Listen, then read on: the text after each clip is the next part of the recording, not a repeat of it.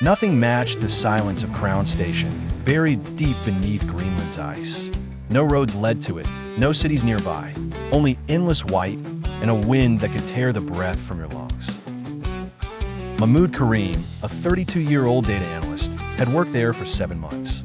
Quiet, curious, unafraid of isolation, but afraid of what couldn't be explained. At 2:47 a.m., while monitoring radar signals, he noticed something unusual, a very low-frequency pulse, repeating every 9 minutes. It wasn't from a satellite. It wasn't from any known source. It came from beneath the station. He called over Youssef, the systems engineer, a skeptic, a man who only believed what he could see. But once he witnessed the signal himself, he said it without hesitation. The signal is real, and it's coming from right beneath us. Using the data, they pinpointed the source, only 87 meters directly below.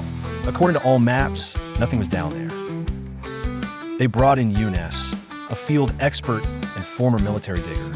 He had drilled through mountains and abandoned bunkers. 3 hours into the descent, the drill suddenly jerked. It struck something metallic.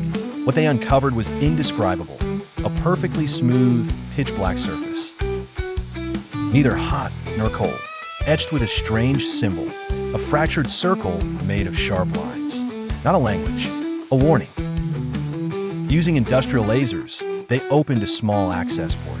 When the seal broke, a chilling gust burst out, as if something inside had been sealed away for thousands of years.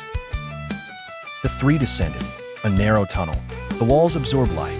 They were going down into something not built by humans.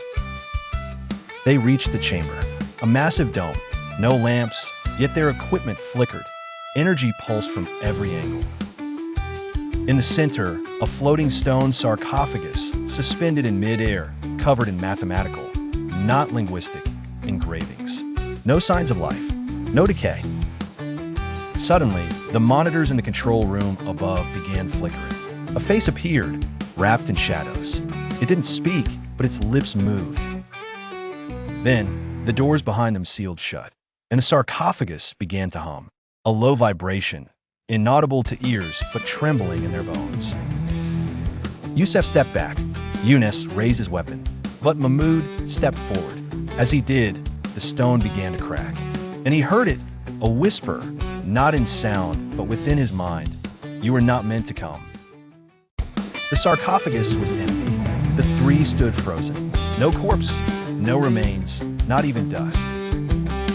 Just a hollow darkness and a strange echo humming through the air. Were we digging toward a grave or a gate? Mahmoud whispered. No one answered. Youssef scanned the room. His energy sensor beeping erratically. Something was moving in the shadows. Not an echo, but a presence like the place was breathing in and out. A faint voice seeped into their minds. Not through ears, but directly into thought. You have opened it, and now it will not close. The lights dimmed. The only glow came from strange lines etched into the walls. Younes raised his rifle, but Mahmoud stopped him. It doesn't want us to attack, he said quietly. It wants us to see. A passage appeared where nothing had been minutes before. No doors, just an open void leading into deeper blackness. They stepped forward one by one. Every footstep echoed, and the echoes returned with strange phrases in a language older than time. At the end, they found a vast circular chamber, dozens of pedestals, each held a sarcophagus like the first, all of them beginning to tremble. This isn't a tomb, Youssef murmured. It's a freezer for things asleep. But they weren't asleep anymore. Suddenly, one of the sarcophagi opened.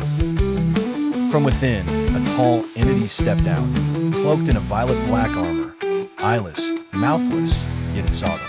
It didn't move. It just stared straight at Mahmoud. And without sound, a thought entered them all. The one who woke us is the one we need. The being pointed at the wall. It cracked open. Behind it, a massive stone door bearing the fractured eye symbol. The door began to open from the inside. The stone door opened slowly, as if lifting the weight of millennia. The air escaping was older than time itself, filled with a strange scent, almost like fear.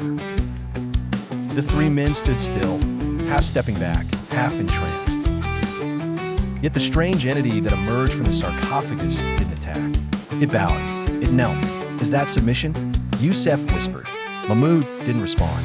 He was hearing words inside his mind. Those who slept awakened through you. Now, you are the bearer of the oath. The entity extended its hand. In its palm, a small glowing stone, pulsing like a living heart. Take it, Eunice warned nervously. But don't let it touch your body. This screams trap. But Mahmoud, as if guided by something unseen, reached out and took the stone. The moment his fingers touched it, a great thunder echoed. The other entities began to stir, one by one, emerging from their sarcophagi. They weren't evil. They weren't human. They were something else. This is madness. We need to leave, Yusef shouted, but the door they had entered through was gone. The walls shifted, reforming themselves. Corridors twisted. The place was rearranging itself, closing in, sealing their fate. Mahmoud heard the voice again. You are the bearer of the oath. The others are witnesses. He turned to them, voice trembling. Do you feel anything? Yusef said, I feel nothing. But your face, you've changed. Eunice stared at him, then gasped. Your eyes, there's a strange blue light in them. Before Mahmoud could speak, the chamber shook. A distant explosion echoed from deep below. And then a new entity appeared. Tayyib, covered in armor, etched with moving symbols. And this one had eyes. It didn't speak, but it sent a thought, deep, final. The oath is released. The ancient war has begun. The dark tunnel was not just a passage. It was a gateway to another realm, where time and truth intertwined in a web of mystery. With every step, the air grew heavier, shadows moving around them as if weaving ancient forgotten tales. Suddenly, they stopped in the heart of a massive chamber, its walls shimmering with a strange light emanating from the floor. In the center stood a colossal statue holding an open book, surrounded by symbols they couldn't comprehend. A deep voice echoed from the darkness. You have borne the oath, but are you ready to bear the truth? Mahmoud smiled, raising the blue stone that now glowed intensely. We are here to restore balance, to stop the war that began before the first man was born. Before them, overlapping visions appeared, battles between beings from different worlds, blood spilling into a dark sky, and a city slowly crumbling. The voice spoke again. Everything began with an oath, and the oath must be fulfilled. They realized the stone was not just a piece of crystal, but the key to either liberate or bind the fate of the universe. With a sudden flash, the tunnel trembled, walls glowing with blazing blue fire. Eunice whispered, Do you think this is just the beginning? Mahmoud answered firmly, This is not the end, it's a new beginning, and we are the authors. With those words, they stepped into the unknown, carrying hope in their hearts to forge a destiny far from the darkness left by the ancient oath. The towering entity stood in silence, yet its presence alone bent the very air, like gravity itself had shifted. This is beyond anything logical, Yusef muttered, stepping back. The other beings began to surround them, not with hostility, but with purpose, as if guarding something. At the center stood Mahmoud, the blue stone in his hand, pulsing steadily, like the heartbeat of an unseen world.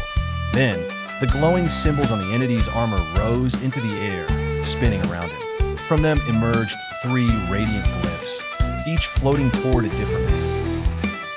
One to Yusef, one to Eunice, one to Mahmoud. When the glyphs touched them, reality shattered. Yusef clutched his head, screaming. Something is trying to enter my mind. Eunice fell to his knees, eyes clenched, breathing ragged. But Mahmoud remained still, as if something inside him was being rebuilt. He saw visions, cities suspended in the sky, creatures traveling between stars, voices speaking untranslatable tongues, yet he understood. And then, the voice inside him. We chose you as the core of decision, and the bearer of keys. Suddenly, the entity opened its mouth, not with a sound, but a wave that surged through walls and corridors. The chamber began to dissolve, revealing a long, dark tunnel stretching into infinity. The entity spoke. Whoever walks this path leaves the time of men.